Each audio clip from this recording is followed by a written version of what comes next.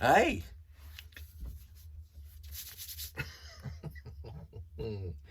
I love my friends.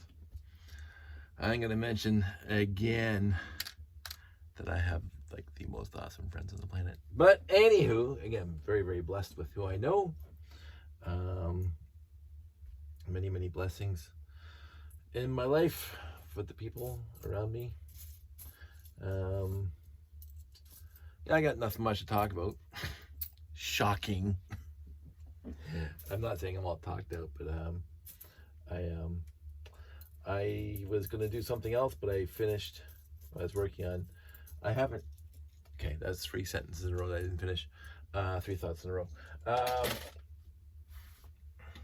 I'm still busy cleaning up the room, so I'm looking for the connectors that came in the Invader and the Renegade because I want to try something, and I just couldn't be bothered to actually look through all my bins, so I decided to do some sorting. And to sort, I decided to sort what I call the, I have a box here, round, the black round, and this is the smaller pieces that when I use the giant Lego head down there for sorting, that all these come out of the bottom, or get down to the bottom. And I've already gotten to the point where it is unbelievably crazy how many round pieces I have, such as, let me just show you this thing. I've already filled up 1 by 1 black round bricks and the little pads, these little smooth pads, and the 2 by 2 round plates, already full up, and I'm not even 1/5 of the way through here, so the rest of them are ending up in the sale bin. So I'm gonna have lots of those, and right now I'm trying to pick out all the 1 by 1 round plates and sort as I go, because why not? This is just years and years and years of mostly, I would say, mostly used lots.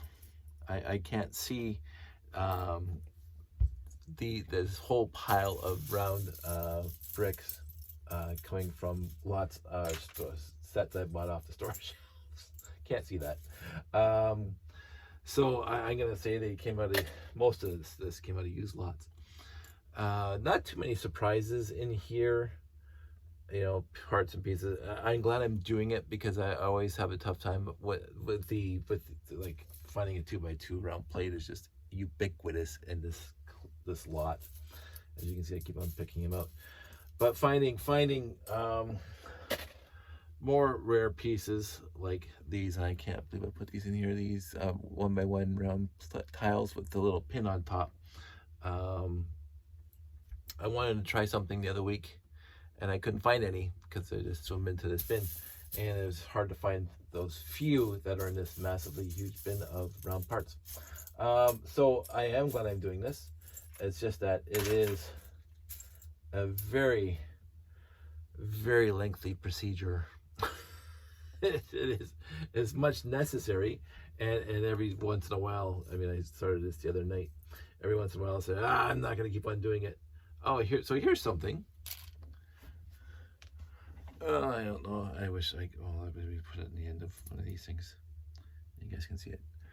It is the end of one of my flexible pipes, and I know in here there's going to be, if I can find it easily, I'm going to have one of these guys, yay, with the missing end.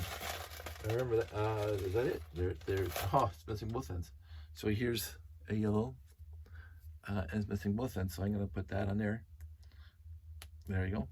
Ha ha ha ha! That makes me happy. I don't know if I have any of these things in here. I will say that. Here's the newer one with tabs on it, but I was running low on the older ones without tabs, which came in classic space, and other things. So again, that ended up in here. Just found it now. So this is what I'm doing right now. And so whilst I'm talking or sorting, I'll talk because I did that last time and I went an hour. I do not want to do that again. I'm gonna say I'm not gonna do it again, but I won't hold myself to it because life happens. I got water this time. And my hot lemon. I used to drink a lot of tea when I was younger. I've never ever, and this is very odd for me to say since I'm in Tim Hortons like literally all the time, I've never had a coffee in my life. So take from that as you will. I am not an aficionado, as they say, of coffee. I've never ever drank one coffee, even growing up. I'm not saying that the smell turned me off, but I've never liked the smell of coffee, and so I never bothered drinking. Even though back in the day, I would be at Tim Hortons after work, before work, during work, at lunchtime. I'd be at Tim Hortons 3 or 4 times a day, and we used to have records. My friends and I, we used to have records of 7.5 months of at least visiting Tim Hortons at least once a day. We kept track a few times. And before, when I lived on my own, and had my little apartment, there was no need for me to run home to my apartment after work or whatever. We'd be at Tim Hortons at 10, 11 o'clock at night when they closed the place. Reading books or whatever. And this is pre-internet. This is pre-cell phone. So I'd bring my Jack Altucher book or whoever I was reading at the time, Eddings or whoever, and we'd be sitting there reading, and I'd be talking to the hostesses. And this is when they used to have counter service.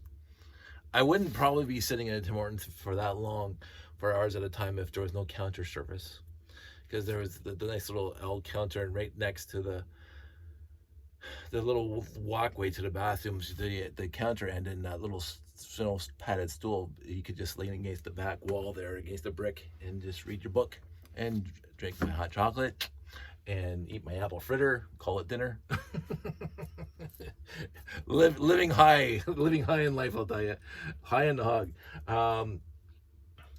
And of course, a hot chocolate and an apple fritter back when I first started hanging out at Tim Hortons at about 18, 19 years old. I'd give the hostess $1 and I'd get change for a hot chocolate and a fritter, and the hot chocolate was in the ceramic mugs. So hot chocolate that has never ever tasted good again in these little paper cups, which I can't stand. So I don't drink hot chocolate anymore because I can't stand the hot chocolate taste in a paper mug, paper cup. Just little things. I was alive. I remember vividly, we were talking about this the other day. I remember vividly the first campaign, the first media campaign for Timbits, because Timbits were not invented until the 70s, and I remember when they first came out, and they were 5 cents a piece. 5 cents for a Timbit. I remember these things. Oh, I'm old. So anywho, so that's what I used to do when I was much younger, and of course, still to this day, we do a frequent Tim Hortons. We try to get there at least once a week. We go for our coffee. Again, I don't drink coffee. We call it going for coffee. All my other friends do drink coffee, and we hang out and we discuss what we're gonna do for the day. And that's broken. Been a doom. Yeah, so that's another part of my childhood that nobody needed to know, but I'll tell you anyway. So it's like this is my life. And people can look at my life and say, oh, he lives the most boring existence on the planet. I'm quite okay with that, by the way. I like my very, very boring and dull life because it's mine. And it is a lack of, whatever. I don't say stability. I don't say whatever. I like my life. I've always liked my life since I was a little kid. And yes, there's angst and there was, growing pains and all that stuff. But in the end, even back then, I knew that this too shall pass.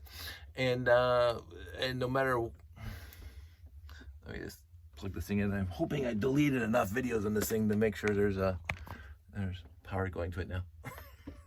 Yeah, I gotta be on top of that, but I'll keep an eye out for the power. The memory to fill up. That my life's been very good so far. But that's not what I came to, because I ranted on that or talked about that last video, and I got an hour into it. And some people liked it, and I appreciate the people who liked it. What I got to talk about right now is something that I didn't hear when I was a kid. I think the first time I heard it was this millennia. It wasn't last millennia. I think it's becoming more and more prevalent, the understanding of what they call imposter syndrome.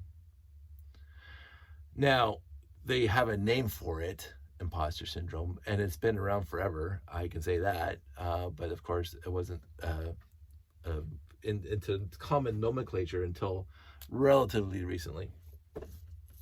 And I'll tell you something, it's like one of those aha moments in my life, where having a vague sense of whatever, je ne sais quoi, a vague sense of unsettledness, discombobulation, as it were. Although discombobulation might be too much. I wasn't discombobulated, but a very unease of appreciation of oneself. I guess that's the best way of putting it. The lack of appreciation of oneself. Now, again, I want to separate ego and those people who go into this whole "I'm great." I won't even mention names right now, and therefore people must, not necessarily bow down and worship me, or think I'm all that in a bag of chips, but the appreciation of oneself in the way that raises other people, and one that raises yourself, so you're not like, I want to say self-deprecating, but that's my entire life. That's just who I am. It's built in to me to be self-deprecating, but it is anyway, back to the imposter syndrome, which is the exact opposite of ego run amok. It is the idea that you feel that you're not worthy, that of whatever you're passionate about, or whatever you're trying to do, or whatever you're trying to excel at, or whatever, that you do not have it within you. You believe in yourself that you're not worthy to try this or be better, that you're not good at something. This imposter syndrome, and yet you project an air of knowing what you're talking about, or knowing that you're really top of your game, or whatever, or a person that can be reckoned with in whatever field you're talking about. In the examples that I could give, and all my friends know this because they tell me all the time, I do not talk about my stuff in a positive way, in an overtly positive way. You hear me talk about my layout pictures, right? There. Anyway, I love my layout for me. and this is kind of like imposter syndrome, with a sense of my version of reality, and knowing what I know in this community, and how fantastic this community is now, as opposed to where it was 20, 30, 40, 50 years ago, as a community. Because again, when we were kids, there was no Lego fan club. I mean, I signed up for it. The Lego fan club. I got the little iron-on sticker and the picture of the Canada Post. But beyond that, there was no fan club. There was no AFOLs. There was no user groups, Lego user groups, lugs, back in the day that I knew of. And so having an imposter syndrome when you're a kid, everybody's playing with Lego, so you don't care. So going forward, anyway, through my 20s and 30s and into 1990s, before I discovered LookNet, I was the only AFOL I knew. I didn't even know the term. So there was no imposter syndrome I thought about. Now, at that point, there was other issues, such as a 30-year-old playing with Lego, right? And some people, thankfully not in my life, but I heard of other people going through things where they were not necessarily shunned or pilloried for playing with Lego, picked on at 20, 30, 40. A lot of people had dark ages, and I know that's a whole other topic. But anyway, I never stopped, and I wasn't overtly admonished and or thought of less than who I should be for playing with Lego at my age. And so, again, I was blessed on that specific factor, but that's all tangential to get to the point. When I discovered LugNet, I always come back to LugNet, by the way. In my whole Lego sphere, I always come back to LugNet. Like, it seems to be one of the foundational principles of my entire fandom is LugNet. Now, again, the foundation is there and it's not used anymore, but the foundation is still there. That's how I look at it. Thanks, Todd and Suze. But as soon as I discovered LugNet and I got to be on there and I met everybody in RTL Toronto and blah, blah, blah, and everybody throughout the world, and Anthony and Chris and all my good and dear friends throughout the world, and Mark, Larry, I could go on.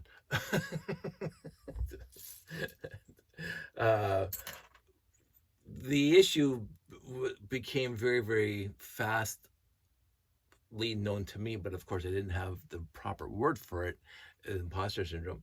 It became in my head that just looking at all the utterly fantastic builders that were out there and how they can make the most unique creations with the basic bricks that we all had, and they were coming up with these fantastically wonderful things.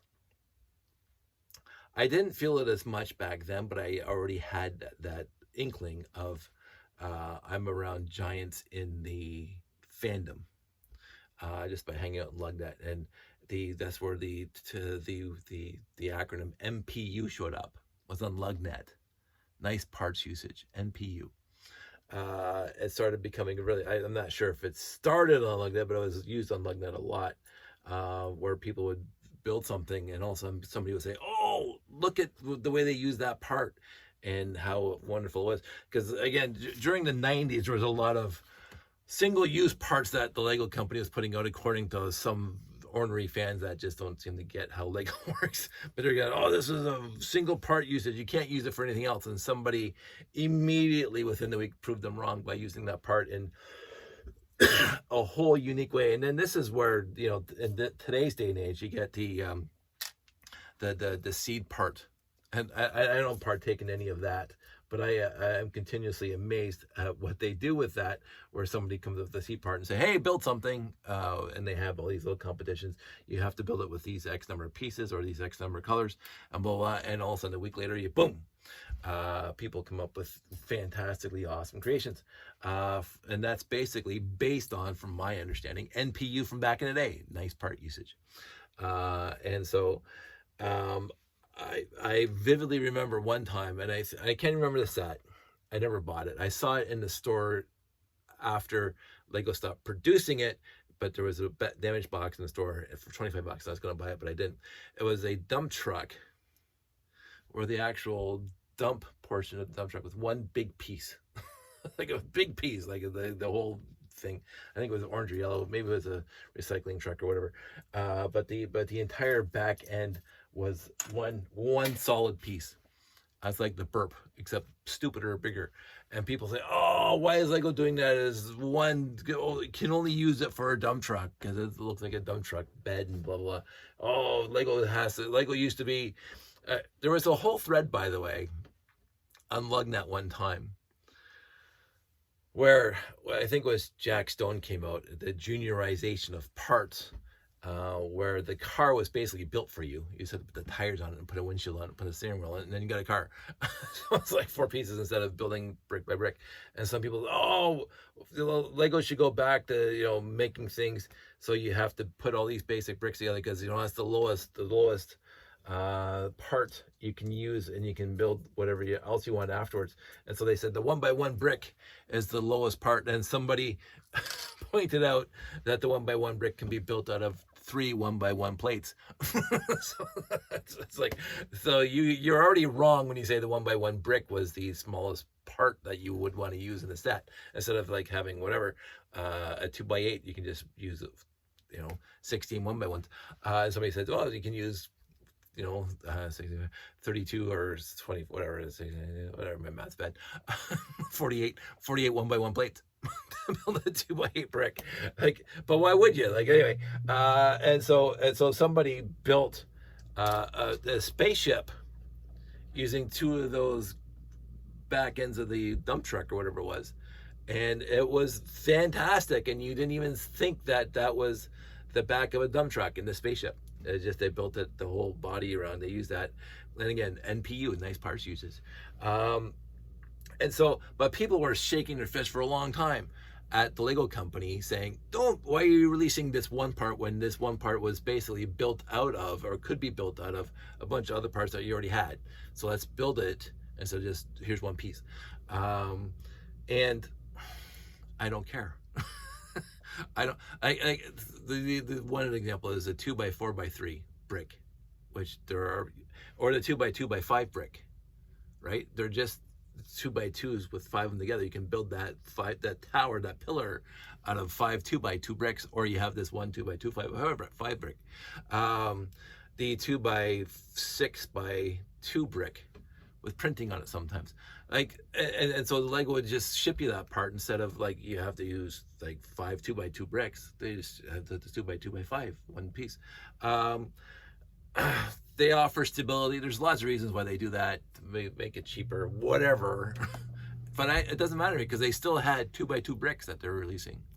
So it's not like they discontinued a 2x2 brick by making a 2x2x5 brick, or the 2x6 brick by making a 2x6x3 brick. They still had the original bricks, and the 1x1 bricks are still available. But so it wasn't like the Lego company was saying, oh, you know, we're going to discontinue the other bricks by making these bricks easier, right?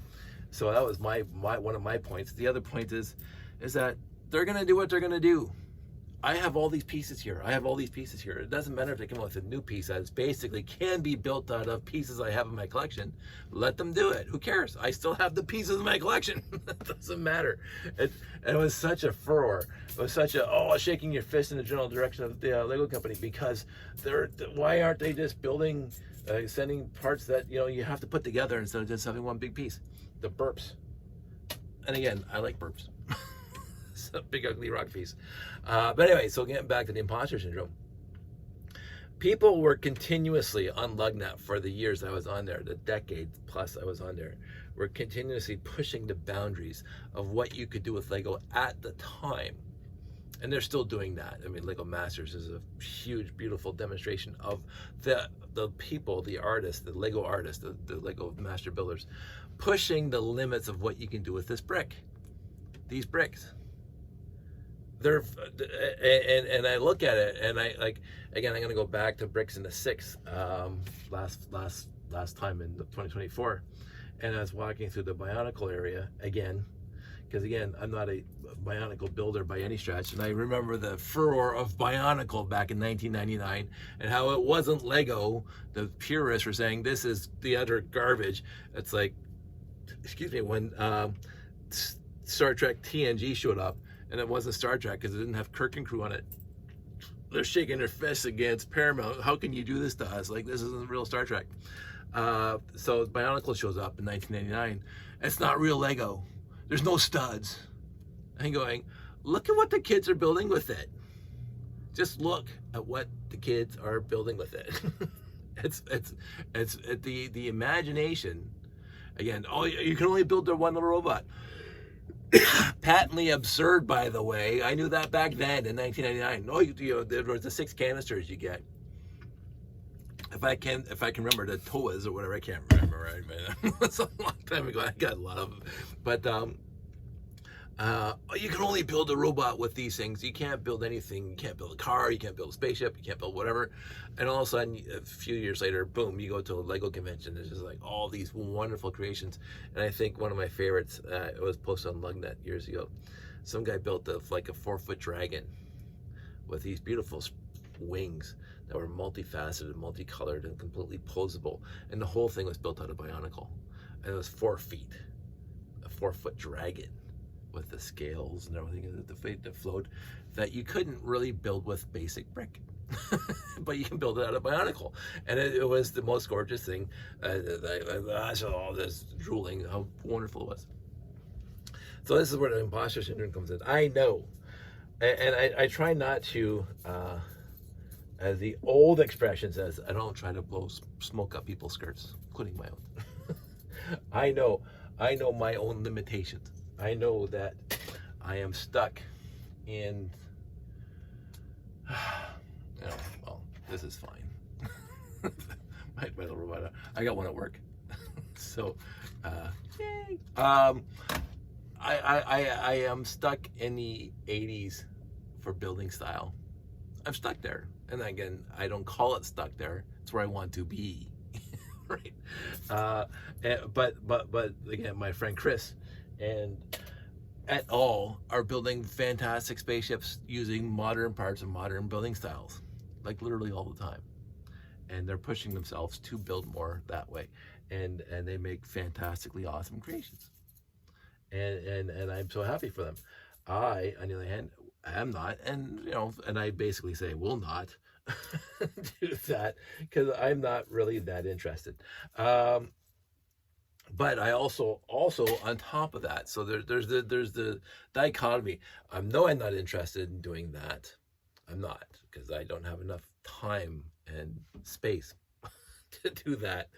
But I also know that I'd be bad at it. And people say, oh, but you can practice and you get better. Sure, but I don't want to put the effort into it because I'm still busy doing my 80s style building stuff. And I think it's holding its own compared to the new stuff. It's not better than the new stuff. It's not worse than the new stuff. I've been told that the layout that I bring to shows is a specific niche that people like. And I say for myself, because I am in that era, that when I go to a show, and I mentioned this before, which is where I have a huge conflict between imposter syndrome, which is I'm not good enough or worthy enough, versus this is pretty good, is that I mentioned this, and it's one of my favorite stories at Bricks and the Six a couple years back, where somebody contacted me before the show and says, hey, Dave, are you going to be there? I said, absolutely, I'm going to be there.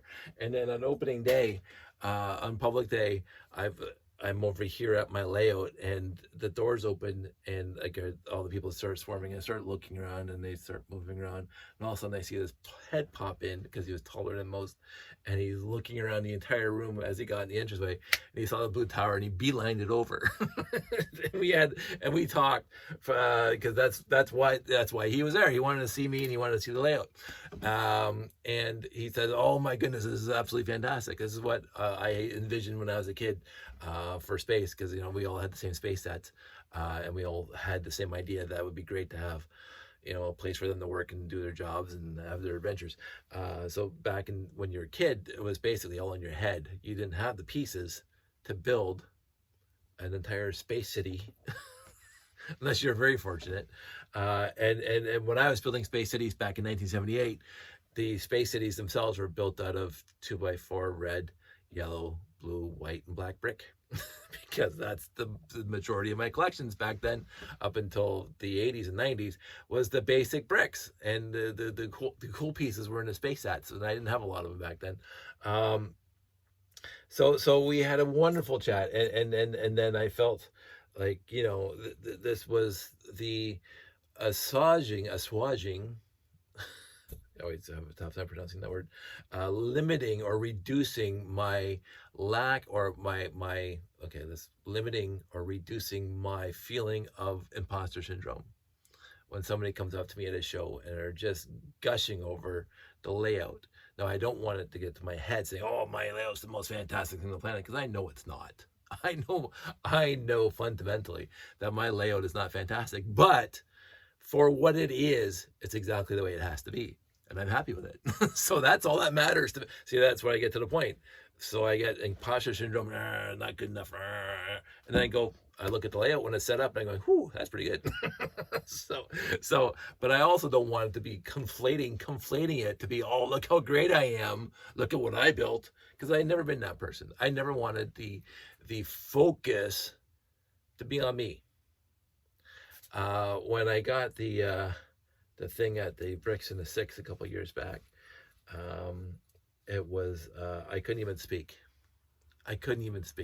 Like I was almost in tears when I got that thing from Graham, because it's like, I want to be like Sally Field, you love me, you really love me, but it was like, obviously, what the heck is that? It's like, this thing is just caked in something. I should watch that. I'm gonna put that aside. I don't know what that is. Wash my hands later. What is that? I have no idea. It was. I don't want to say that was validation for all the efforts and whatever, because I would have put the efforts, and I keep on saying this. I will do shows as long as I'm allowed to do shows. I don't need anything to do shows. You say, hey, Dave, we're doing this show. Show up. Absolutely. I'm going to be there if I can, because I adore shows. And I don't need any other validation besides being asked to be at a show. That's it. But that was very, very touching to me that it was noticed. But I also fundamentally believe it's not going to my head thinking, oh, look how great I am, my ego. It has a place in the echelons of Lego shows for me, and as long as people appreciate having it there, I'll keep on showing up with it. If they stop saying, oh, we've seen it before. And again, that's the other thing. So beyond imposter syndrome is the overstaying your welcome syndrome. The overstaying your welcome. I have been part of discussions. I have honestly been part of discussions back in the day, with our shows that we were doing at the hobby show, the Toy Train Adult shows and all that stuff. When we were doing our own shows and hanging out and whatever, there was some people who would just bring sats. Now again, I have a tough time saying no to that, as long as they're appropriate to the venue, because again, my layout's full of sets, but of course there's a whole layout behind it, so it doesn't matter. But so there is some nuance, not a lot, it's not deep nuance, you don't have to go looking for it. There's a space layout, and of course there's going to be space sets on it. So that's the nuance. It's not just space sets on the table. Although I had planned one time, and I don't know if you guys ever saw it, I tried to make this beautiful diorama for the wall where I basically put all my Galaxy Explorers, also my nose is running, the 924s and 918s in this pattern, like giant eye kind of thing on the wall, giant mosaic, made from spaceships. I can pronounce that really well. And that shows there's 100% just sats. So, but I thought, I'm not going to do that, because then I wouldn't have anything to put on my layout. So it's what it is. But I have been told, not necessarily for my layout, because I don't know, maybe it's just big and nobody cares, that there are certain people, I've mentioned this before, there are certain builders out there who will not bring the same thing, the same mock, to 2 shows in a row. They'll work 6 months, make something, bring it to the show it off, take it home, take it apart, and build something new for the next show. They will not show the same thing twice. And I respect that. That's how they want to contribute to these shows. They don't want to bring the same thing. They want to come up with something new and unique and then have the discussion about that. I think that's a fantastic way of doing it for your, if you want to do it that way. I will not do it that way myself. I do not have the wherefore in my life to be able to do that, nor do I have the want to do that. I built those boxes, those wooden boxes, to hold the space layout. Now, I can repurpose those boxes should I stop wanting to build a space layout and build something else, like a town layout or something. I can reuse those boxes for that, because they don't have to be for the space layout. But right now, with the paint and everything else, like I set the whole thing up to be a nice display piece for a show, and I love setting it up, and I love showing it off, and I love talking to people, which is why I bring stuff to a show. That is my number one thing. And so this is where I think I overcome my imposter syndrome, my sense of inferiority compared to other builders and other fans, because there are some I find the one thing about this hobby is that I don't recall coming across an absolutely hardcore gangbusters fan, like an obsessive fan who is just obsessed about every single minute detail and wants to let everybody else. I've been to hockey games where you paint your face, and that's fine if you want to do that. I hear about Star Trek because you dress up in full uniform. That's fine. Full Klingon garb. I mentioned my friends Craig and I went to see the music of Star Trek at the Roy Thompson Hall one time, and there was people there in full Klingon makeup and the big robes and whatever, the big heavy jackets, and I'm going, you guys are gonna be sitting in the theater for 3 hours listening to Star Trek music in this cramped theater, and you're sitting in that seat in full Klingon garb. And I said, I loved it, by the way. And so that's dedication to the fandom. And again, I'm not going to fault it. It's not who I am, and I'm glad they're doing it for themselves. But I have, and even I don't think that's taking it too far. Have I met any obsessive fans that made me feel icky? Not in the Lego group, not at any Lego show. I have. That's not even worth it talking about, because again, we are in a group where we have a wide spectrum of people from various backgrounds and whatever. And I personally have not been uncomfortable around somebody at all at a show. I have been. There are people who pronounce themselves when they show up at a show. Hey, look, I'm here. And sometimes I do that, but hey, look, I'm here. Hey, the party's here. And I'm going, oh, okay, well, I guess that's it. But after 5 minutes, it settles down and you want to hang out with this guy and just talk about the different things in the world. So I don't have a problem with good ego. I want to say I don't have a problem with that. I like people who are type A in this group so far, and they do walk with a bit of a swagger. I have no problem with that. I am not that person. I do not want to be the center of any crowd. Some people like hey, I got stories and blah blah blah. I can do that here because it's just me and the phone, and they upload it, so it doesn't matter. But some people at a convention, they want all the people to gather around them, and they regale the people with the stories of conquest and whatever else they're doing in their lives. There are people like that in almost every single fandom on the planet, and I appreciate those people for a few minutes, and then I want to go be quiet somewhere. You'll see. I'm not an introvert by any stretch. I am not an introvert. But I do appreciate my quiet time where I can just walk around looking at the mocks and soaking it in and say, ooh. And again, I want to use, to go back to the imposter syndrome and whatever else, I want to use the characterization of Salieri in Amadeus the movie. except what I was told, the actual history, Salieri and Mozart were friends. But in the movie, it was portrayed the exact opposite, where Salieri was jealous of um, the I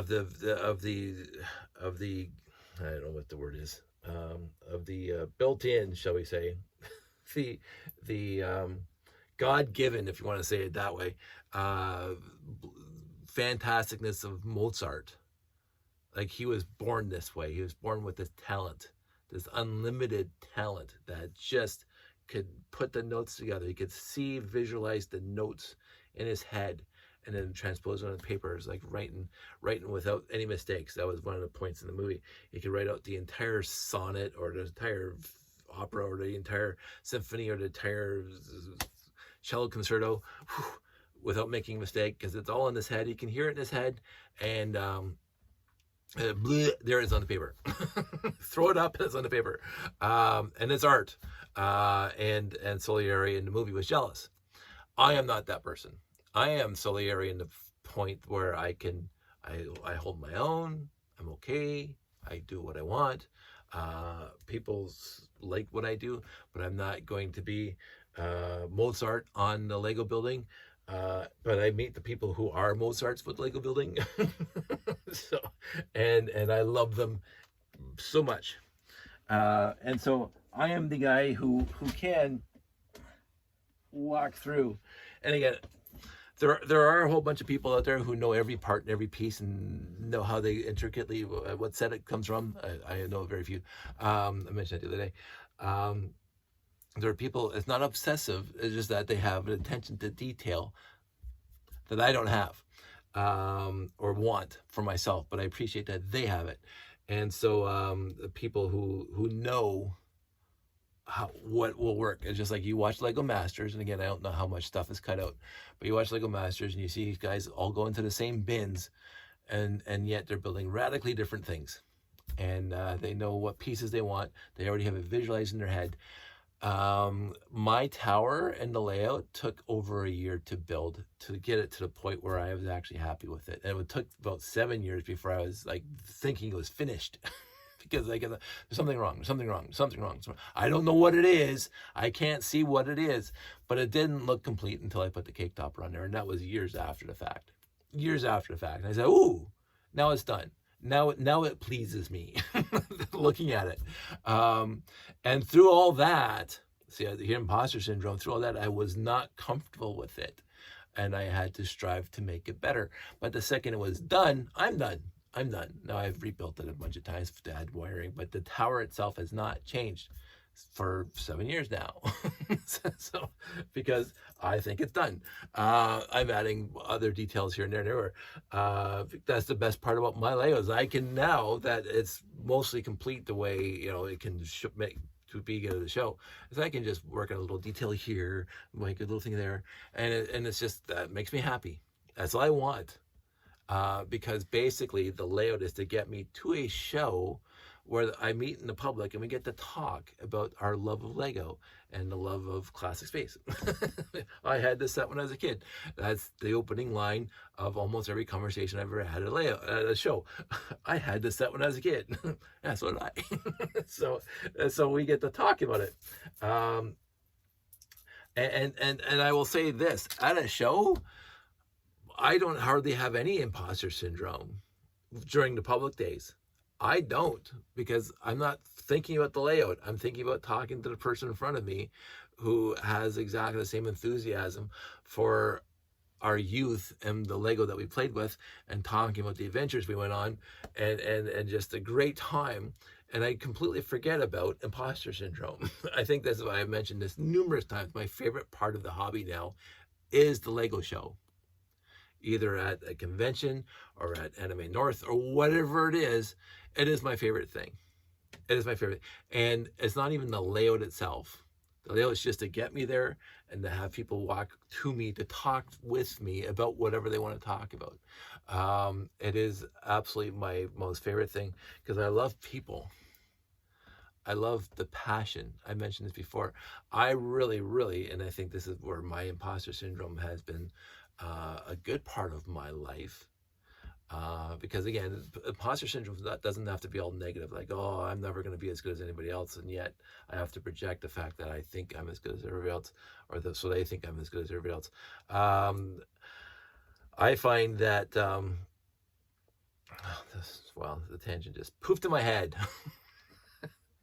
Oh my goodness, that was a really good point, and it just left. Next time I'm gonna write it down.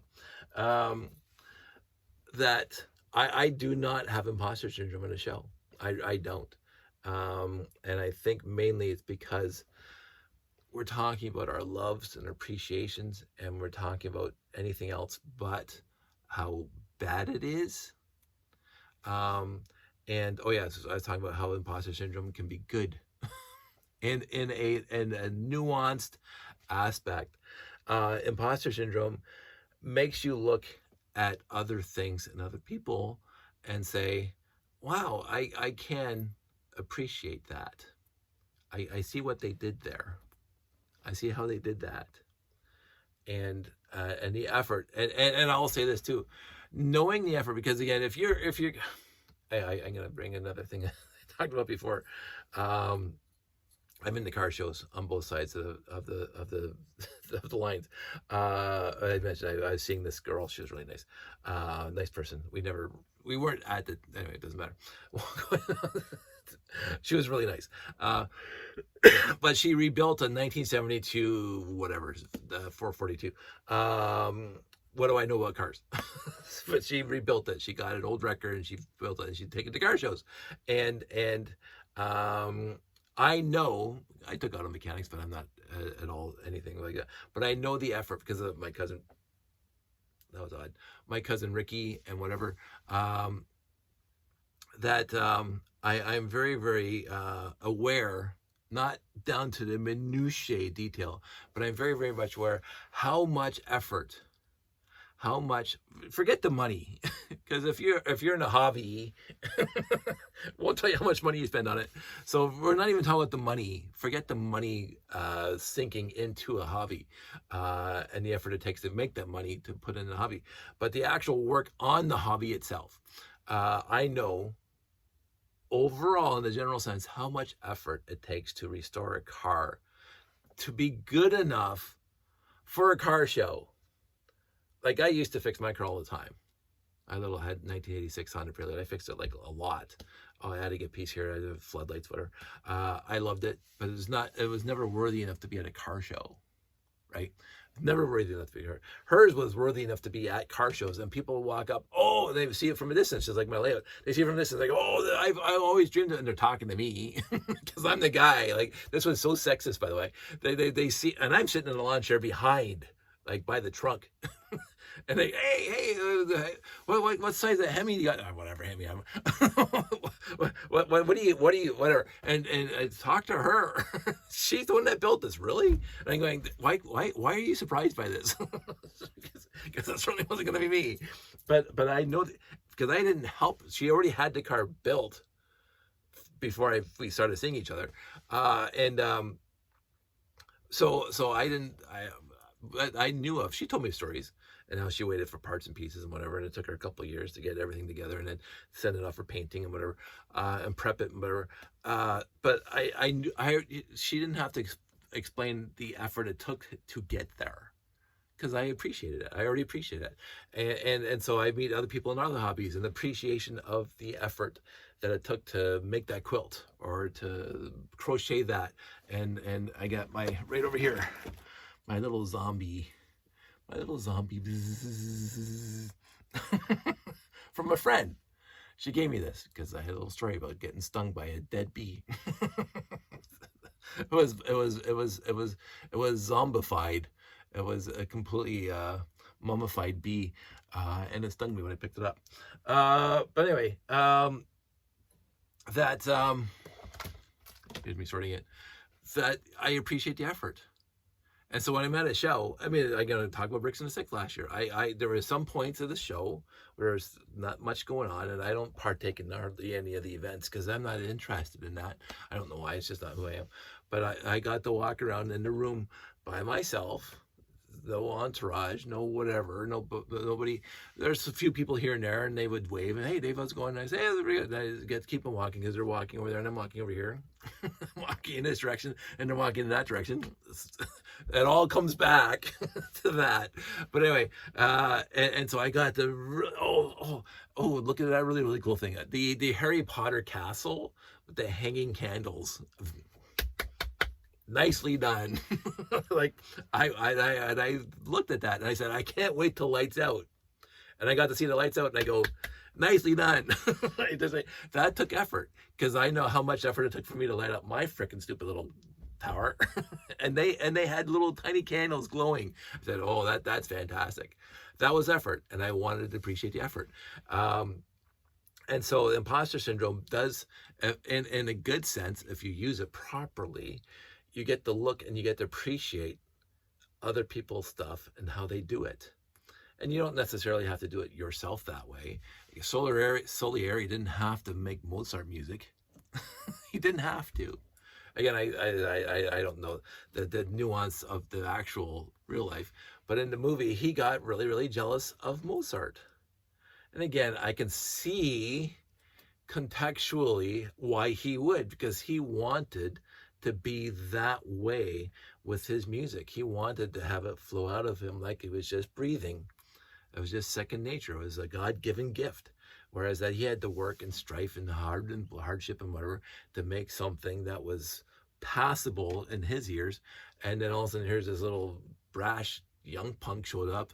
Oh, just write this thing up. Oh, yeah, there was a scene in Rocket Man, which is a fantastic movie, where Elton's, I think, 12 years old, and he's listening to the girl play the piano on the stage, whatever they're playing, and then she goes, "Do you play?" And he goes, "Whatever." And he sits down and he plays note for note. And again, I don't know if this is like there's some ad-libbing here or historical whatever, but if he plays exactly the same song note for note until the point where she stopped playing before, and he stops. She goes, "Why'd you stop?" And he goes, "Because that's where you stopped." Because I listened to what you made. And it's just like when Mozart was listening to Salieri, the king playing Salieri song for Mozart's presentation and the thing, and so the king's trying to play the music, and he's doing a bad job at it, kind of like the way I would play the piano these days, and then but Mozart's just walking in and he hears the song, and the king says, "Oh, we are going to present you with this gift of this music." He says, "I don't need the paper, I already know this song in my head." And the king goes, "Really? From that?" And he goes, "Yeah." And the king says, "Show me." And so Mozart says, the whole song, note for note. And then Mozart says, "Oh, it could be better." It's just a fantastic. See, he has no imposter syndrome. "Oh, it can be better." And he starts, "This isn't quite right, is it?" I like the way he said that. "This isn't quite right, is it? Maybe you should try this." And he takes off in a little tangent. And he plays this whole beautiful thing, and Salieri is just grinding his teeth. like Mozart had no sense of decorum, no sense of couth, no sense of, because again, geniuses can't be perfect on everything. And so it's one of my favorite movies of all time, Amadeus. It really is a fantastic movie, and it holds up. By the way, I think it was 1982. I can't remember. But so here's a really quick tangent. So I've been building computers, not lately, thank God. I've been building computers since computers were able to be built, PCs, going back to the XT era. If you want to talk about how old that is, I was building XTs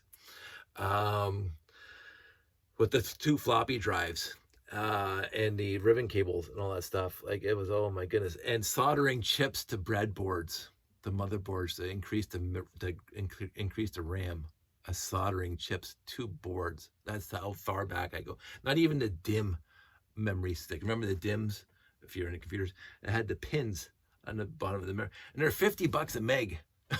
I worked at a computer store. We were selling 1 meg DIMM chips for $50. So if you wanted 4 megs, there's $200, please. So that was the XTs, ATs, 286s, 386s, 486s. But I got to the point where I was working at the whatever, and DVDs were just spooling up, and there was a DVD player that you could put in your PC. And so the boss man says, Dave, I want you to go buy me a DVD player for my PC. And I said, well, I'll have to see. He says, well, before you put one in mine, I want you to buy one for you.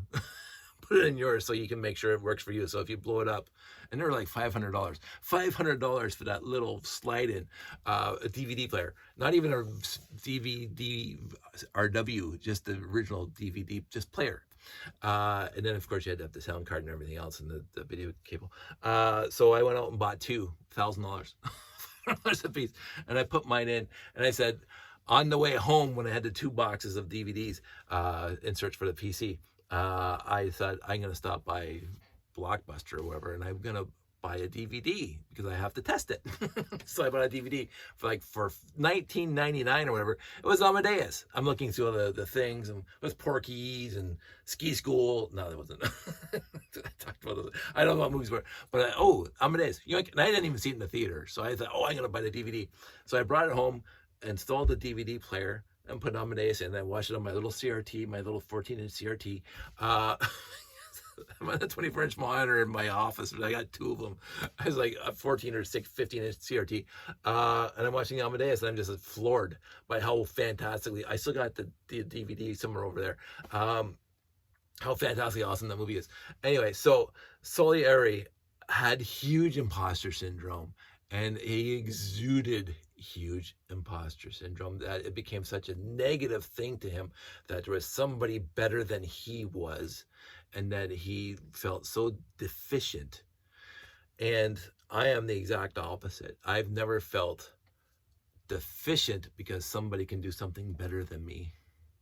I've never felt deficient. I am happy for their successes. I am ecstatically over the moon happy for them, that they can do this stuff that I cannot do. Even when it comes to the hobbies that I'm in, including Lego, especially Lego. My imposter syndrome takes the form of, I really, really adore what you do, and I want you to keep on doing what you do. And I'm just going to sit here and gawk and gush and be fanboy all over it, because that's fantastically awesome. My friend Callum, one of my favorite builders, Jeff and Janie, literally my 2 favorite builders ever.